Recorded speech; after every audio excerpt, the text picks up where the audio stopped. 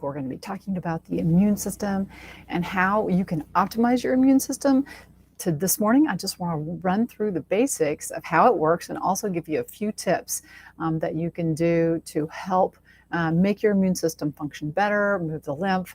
And so today we're talking about immune boosting you. And I think it's critical, especially right now when we are dealing with things like viruses. How can you first understand how your immune system works? And we're really going over this is the high level view. And how can you optimize? And so that's what all this week is about. We're also going to talk about, this week we'll talk about hidden infections. We'll talk about your immune system and the gut.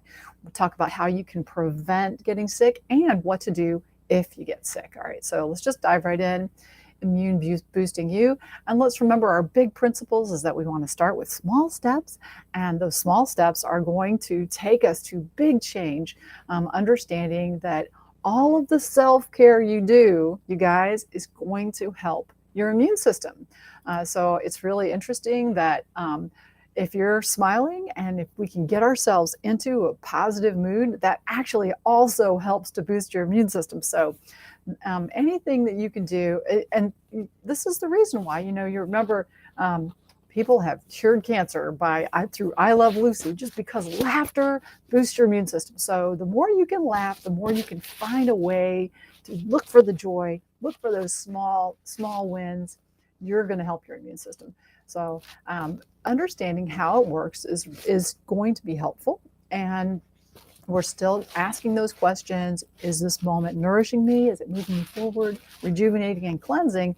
And that is really what the immune system is about: rejuvenating, cleansing, and making sure that you are your best self. So when we understand our defenses, we're better able to optimize them, all right? And let's speak about the big overview. What's your protective system? Pretty obviously, although maybe it's so obvious that we don't even think about it, our skin protects us from invaders, right? It's got this nice waxy coating. It keeps invaders out. Our body has a system called your immune system that makes antibodies. It also has these certain kinds of blood cells that fight off infections. In fact, it's so fascinating. We've got certain blood cells that are going to fight off parasites, certain blood cells that will fight off viruses, certain blood cells that will fight off bacteria. And it's always on go. It is ready. So your immune system is ready. And that is what we want to do, be able to give the nutrients, the support, so that if you are exposed to something, you can fight it off and it's all okay, no problem. Now, right now, you have millions and millions, billions of bacteria living on you, around you. Those are your happy family, your commensal microbe family, right? We have these little microbes living on our skin and our gut. They help us. Microbes in our gut, they help us process vitamins and minerals. They keep the bad guys down. And so it's important that we minimize our use of antibiotics, because that helps to make it so our happy microbe family stays happy. The other thing, in order to make your microbe family happy, is to limit the pesticides that you're exposed to, because pesticides kill living things, right? So for that reason, we do suggest eating organic as a way that you can actually help boost your commensal family and make it so that you're going to be able to fight things off. So the bacterial infections, we're going to talk about a little bit about viral infections. Parasites and fungal infections are other kinds of infections, and these are all different creatures that are addressed different ways by our body. But our body is super smart.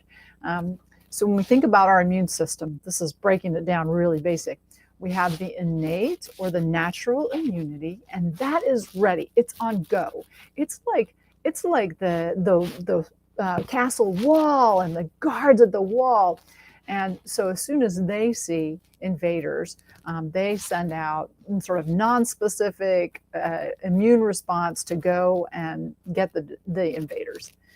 The other part of our immune system is our acquired immune system. And that's when we've seen something before and we're primed to know it's a problem. So the acquired immune system requires us to have seen it before, either because we were exposed to whatever it was, a virus, or because we've had a vaccination. And that's how vaccinations work, right? They give us a little tiny bit of something, and then our body recognizes it and makes antibodies to it. That's the acquired immunity. So natural immunity is white blood cells, chemicals that go out and do the job. Even with never having seen it before, acquired immunity is when you are creating antibodies. And so those are the blood cell components and the chemical components. But what happens after we break something down? Let's say our white blood cells attack something, and how do we get it out of the body? Right? It doesn't just dissolve into our interstitial into our body. What happens is it is carried by the lymph system.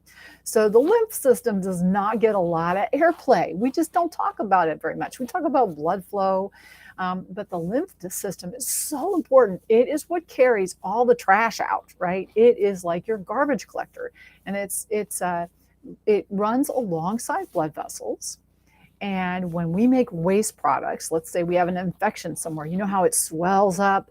Those white blood cells will come and gobble up the gook, right? They try and gobble it up. Well, we have to get rid of it somehow. And the way it is removed is through these lymph vessels, okay? And the lymph vessels will carry everything out and deposit it into the circulation where it's further gotten rid of, okay? So we really want to have a good functioning lymph system, your lymph nodes and lymph vessels. Has anybody had a time when your lymph nodes got really swollen under your neck or under your armpit?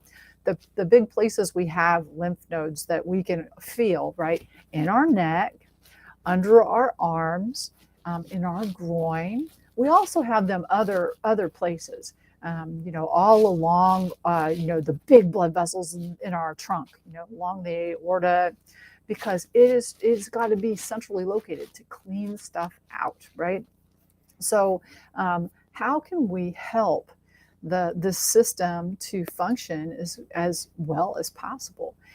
Because it's like a big river, and we need to let the river run. So we want the lymph to keep flowing. And there are ways that you can, even today, start to make your lymph system, your immune system function better. So we started with a smile, right? If we can lift our mood, we're going to be having a better immune system, right? So even a forced smile can lead you into a better mood, right? So something to think about.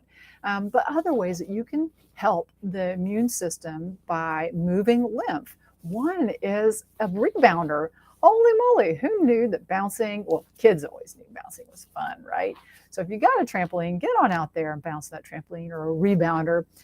If your balance isn't so great, it's nice to have a bar. But this motion, right, helps to move the lymph and helps you to carry out the waste products. Another interesting thing is dry brushing. Who's heard of dry brushing, right? Well, we always brush towards the heart. You'd start with your legs, and those of you in my program, there is a video on how to dry brush.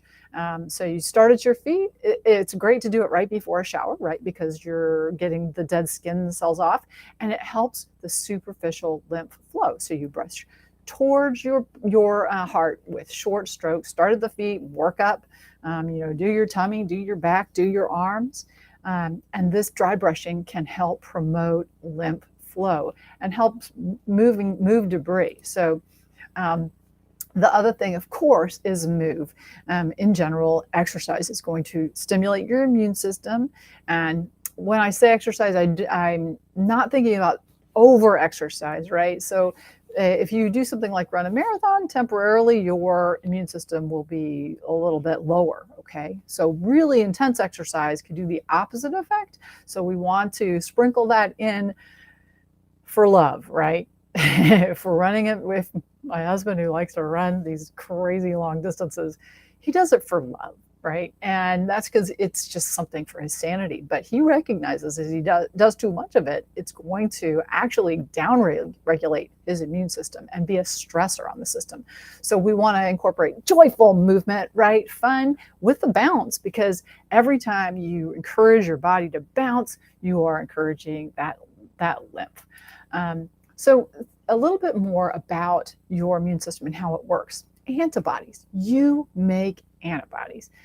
Antibodies can help our body to be able to respond to invaders, right? They will attach to B cells, and then the B cells will go, okay, this is an antibody to something that I need to respond to. And then it allows it to make more antibodies, right? They can tag the bad guys like the bacteria that you want to get rid of, so that your immune system says, oh, we're going to get rid of that, right? So that's how, if you have a vaccine to something, your body produces more antibodies and it's able to recognize the bad guys and get them out.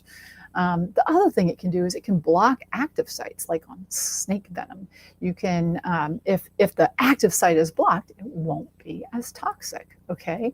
So the skin, and a few mentions on other parts, right? We mentioned the skin, with your sweat and the oil glands, they actually have antimicrobial properties. And your skin has its own flora, its own little commensal happy bugs that live on the skin. And as we are understanding more about how our skin works for us, one day for things like eczema and psoriasis, what we'll do is we'll be actually putting on creams that are like probiotic creams that give your skin and booster the commensal flora. And that's something people have already started to do. I don't think it's totally ready for prime time yet. So in addition, let's talk a little bit about what are viruses versus bacteria. This is something that I think is pretty confusing. So when we think about colds and flu and COVID, those are viruses. Viruses they're not living on their own. They have to have a host, right? So viruses are like a non-living particle that has a little bit of genetic material that hijacks your cells in order to replicate. And viruses are not killed by antibiotics. And most colds are caused by viruses. That is why your doctor will say, we can't give you an antibiotic. That's why there's not an antibiotic for COVID. Even the antivirals are not super great. So that's viruses. They don't have those different particles or the mechanisms in their bodies that can be attacked by antibiotics. And that's why we can't just come up with an antibiotic to treat COVID.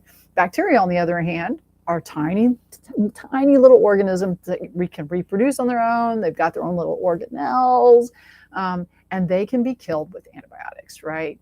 So if you have a bacterial infection, an antibiotic, maybe it will interfere with how the bacteria makes something like its cell wall, or it will slow down the bacteria's ability to replicate so your body can come in. It's important to understand that antibiotics are not really what ends an infection. Your body ends an infection. So you have to have it's antibiotics plus you that get rid of infections, whether these are herbal antibiotics. And what's nice about herbal antibiotics or herbs that have antibacterial properties is that they actually work by supporting your immune system and suppressing the bacteria. So usually antibiotic herbs have multiple ways in which they help an infection clear. So very interesting. Lots of herbs have these properties. And so vaccinations and how do vaccinations work? We talked about it before. They give you like a little bit of the bad guy. And then your body says, oh, that's a foreign invader. And so the next time we see that, we're going to make a bunch of antibodies to help you fight something off. So this is that was the broad overview of your immune system. Tomorrow, we're going to talk about how you can prevent getting sick. We're going to talk about some supplements this week. We're going to talk about what to do if you get sick. We're going to talk about how you can, how you need to optimize your gut, so that, because your gut, most of your immune system is actually along your gut, believe it or not. We're going to talk about hidden infections this week, and know that keeping it positive is going to help your immune system. So if at all, take these 3 big tips for today is staying positive to help your immune system. Remember dry brushing and bouncing. Let's be Tigger. Bouncing to help your lymphatic system. All right, you guys. Well, I hope that was a little bit helpful.